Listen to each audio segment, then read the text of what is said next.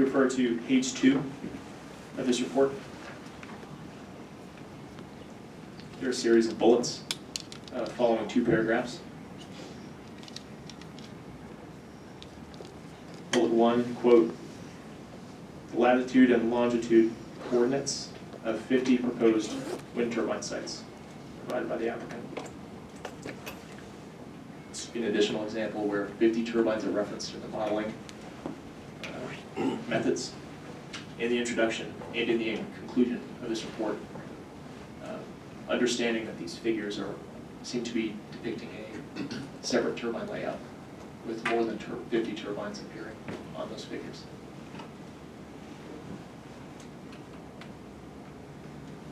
It wasn't clear to me where you were referring to. Are you in company exhibit 1E dated June 28, 2019?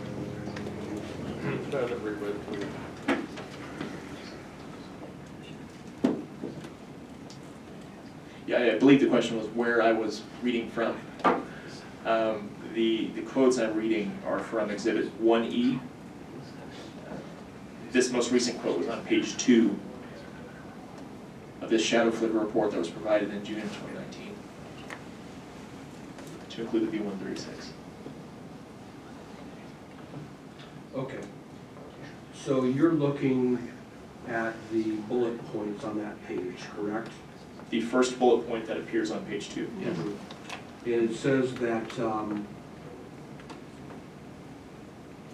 input variables and assumptions used for shadow flicker modeling calculations for the proposed project include, and then you have the first bullet point that says the latitude and longitude coordinates of 50 proposed wind turbine sites provided by the applicant. That's what you're referring to? That's correct. Okay. So my final statement there was that we have found an instance within this section, which is called methods, wherein a turbine layout of 50 locations is made reference, as in the introduction, which we quoted previously, and the conclusion, which we quoted previously. Does this document contain the latitude and longitude coordinates for the turbine sites as they were modeled? Yeah, I guess I would refer you to, oh wait a minute, no, I'm looking at the noise report. Forget that.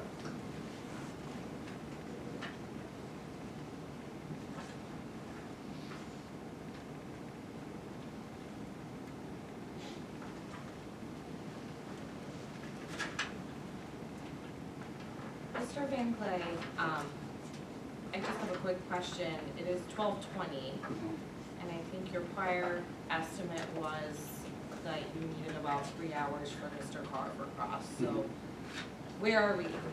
How Well, much? we started at 9:30. Did We're not. almost We at started 3 at hours. like 9:15. And I'm almost finished. Okay, excellent. Mr. Van Clay, I'd like to direct you to attachment B of this report 1E for shadow flicker modeling for the V136, filed June of 2019. This is later in the report, following figures. Should be just a few pages beyond where you were.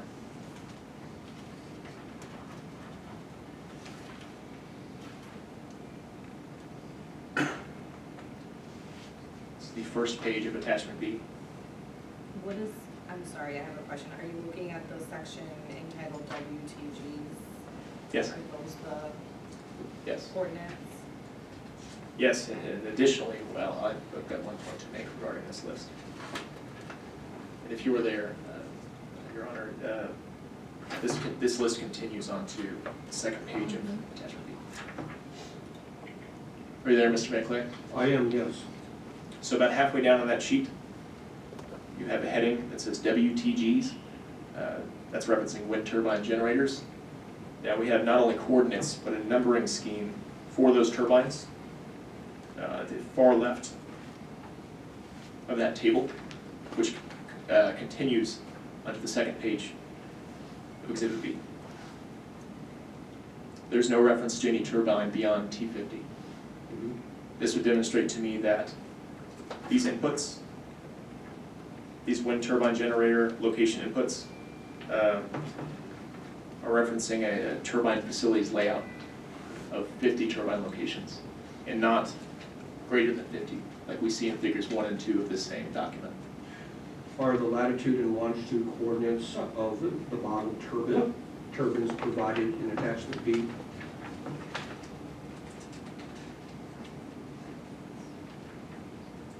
If you look at, this would be columns 2 and 3 of this table, you've got easting and northing listed.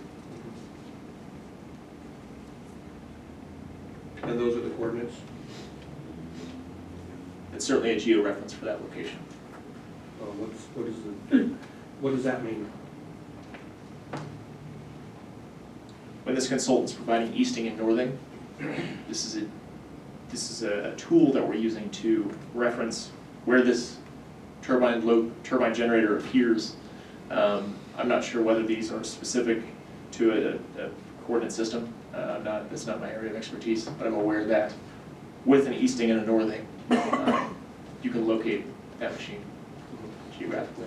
Well, let's move on. Go to the narrative of the application of December 26, 2018, which has been marked as Company Exhibit 1-C. And are we looking at the clean copy? The clean version, yes.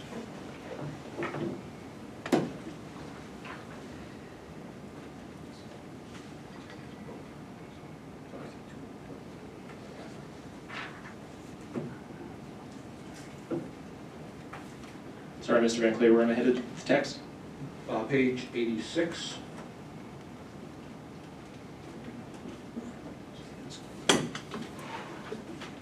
Or I'm sorry, go to page 87. And Mr. Van Clay, if you could identify that further by section or paragraph in front of each Yes. It's in 4906-4-08.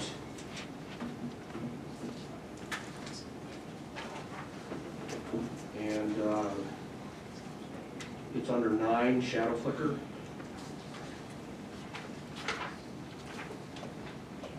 Thank you.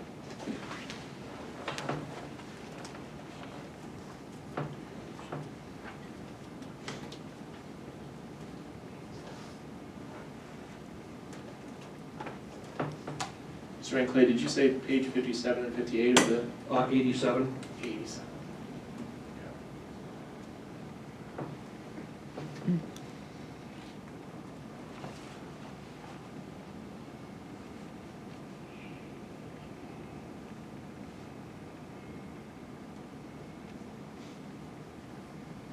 Tell me when Okay. you're there. Okay. All right.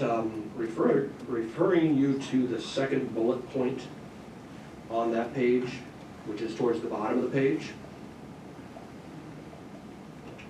which reads latitude and longitude coordinates for 837 potential receptors located in the 10 rotor diameter, parens 1,500 meters, and parens study area provided by the applicant.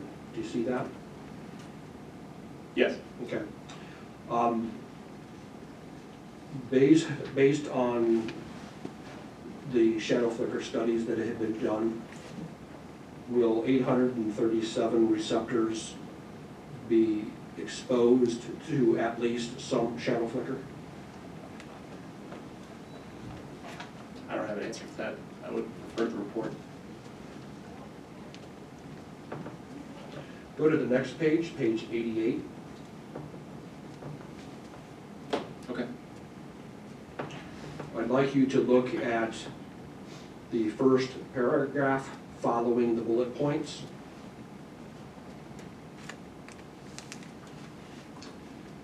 Go down to the fourth line to the sentence starting with the words "a receptor." Tell me when you found that. Okay. And it reads as follows: a receptor in this greenhouse model is defined as a 1 square meter area located 1 meter above ground.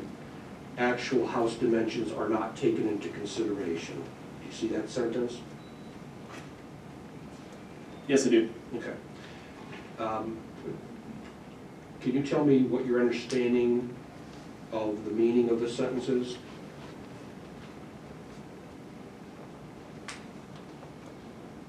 Which portion of that sentence? The whole thing.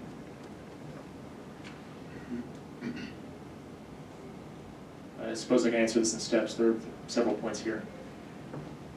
A receptor is described in this sentence as a greenhouse in terms of this study. My general understanding is that's a reference to the treatment of each receptor as a window extending for the dimensions that we're studying. So essentially, you'd have a structure which is perceived to be a window that would be receiving shadow flicker, rather than a structure with windows that appear on sections of that structure. So we're treating each structure itself as a window in any direction. That would be the greenhouse model point that appears first in the sentence. Later, the consultant says that each one of these receptors is defined as a 1 square meter area located 1 meter above ground. This seems to be a simplification of the model that was employed in our case, wherein we did not model the exact dimensions of each home, as that, to my knowledge, is not required at this point. Was the greenhouse model used for the shadow flicker study that was submitted in December 29, 2018 as part of the amended application, Exhibit 1-C? I would imagine that the statements made here in the text of the application are reflective of the study that was performed at this time. And was the greenhouse study also used for the study that was submitted to the board on June 28, 2019, as shown in Company Exhibit 1E? I don't have that information in front of me, but generally speaking, I would imagine a similar approach.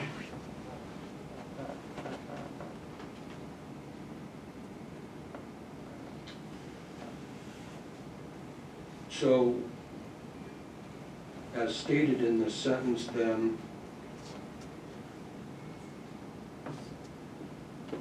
the shadow flicker analysis assumed that the receptor would be a 1 square foot, or 1 square meter area. That's correct.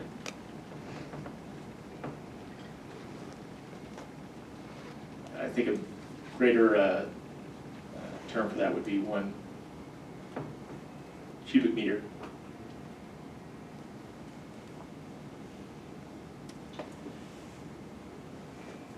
Go to page 89. Same document. Yes.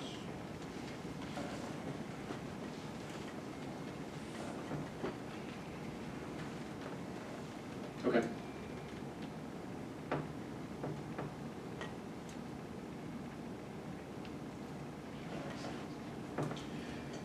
Table 8-3 on page 89 and page 90.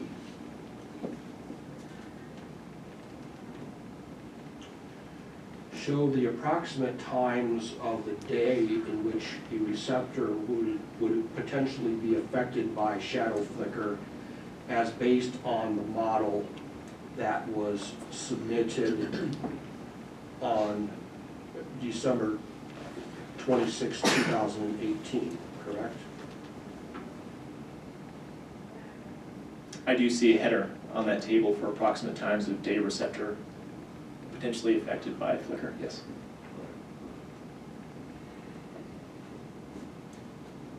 So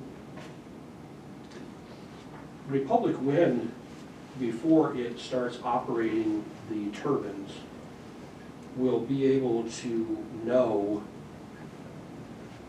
the times of the day and the dates on which shadow flicker will be cast on recipients of that shadow flicker from its various turbines, correct?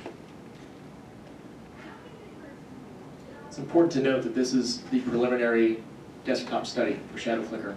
This is not the final report reflective of the final turbine model, nor final operations measures that would ensure that we do not exceed a 30-hour per year limit.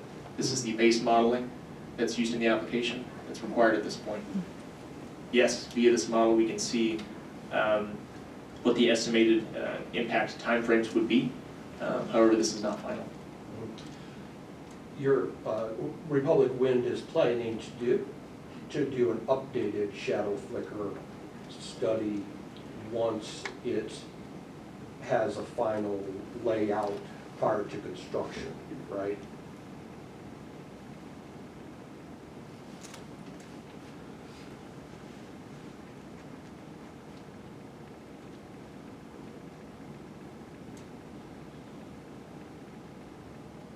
That's correct.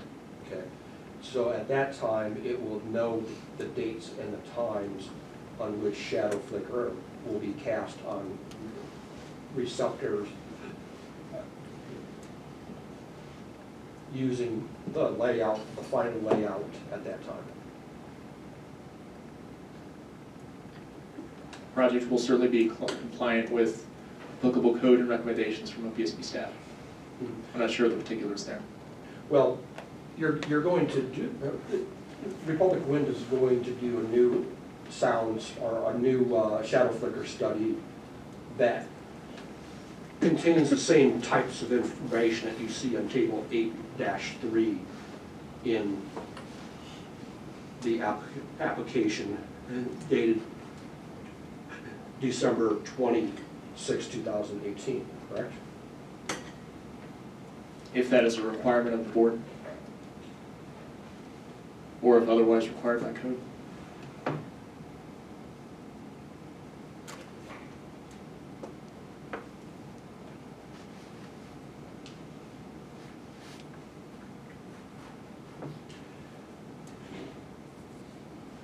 Go to page 91 of the same document.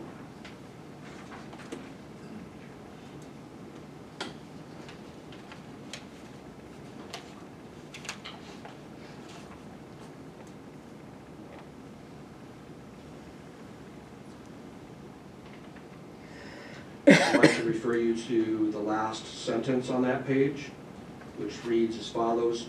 Shadow flicker mitigation measures could include screening such as vegetative planting, window treatments, and/or curtailment of certain turbines' operation during select times. You see that sentence? I don't. If you could help me guide me to that really quick. We're on page 91. We're on page 91. It's the very last sentence on the page. Okay. Okay, I was in the wrong paragraph. Do You were need reading me the to final sentence? You need me to reread it? I can certainly read. This is the final sentence, right? Yes. So shadow flicker mitigation measures could include screening such as vegetative planting, window treatments, and/or curtailment of certain turbine operations during selected times. And my question is, what's meant by curtailment as used in that sentence?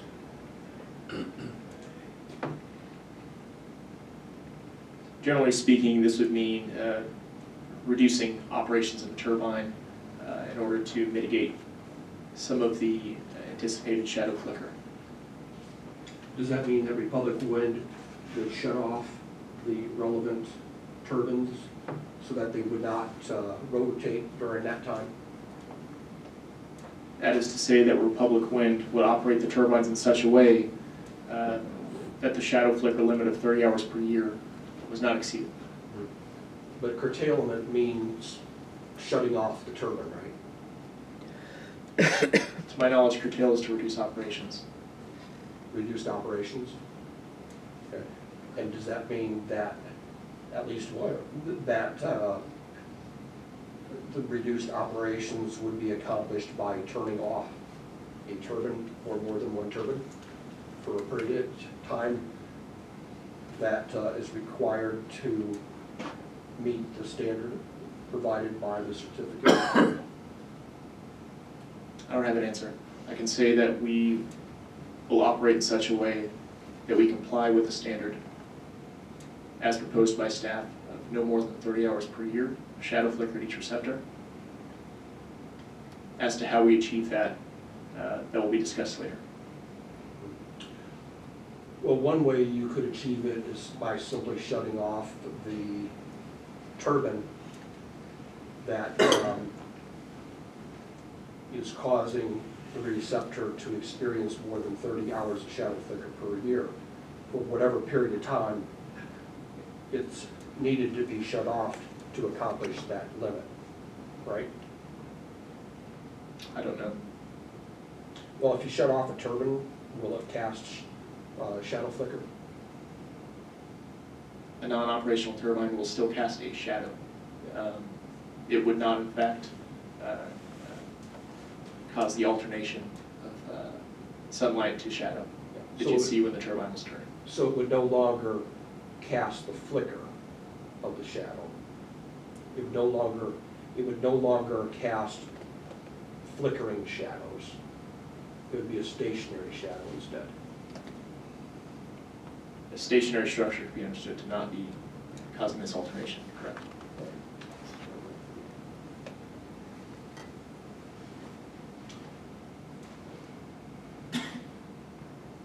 Is reducing the speed of the turbine a potential mechanism to reduce the amount of shadow flicker? I don't know. I would refer to any other information included in the application. And of course, what other measures are determined by staff later. This is not my area of expertise. I have general knowledge of this report and of course the very general knowledge of the science behind it. I have no further questions at this time. Let's go off the record.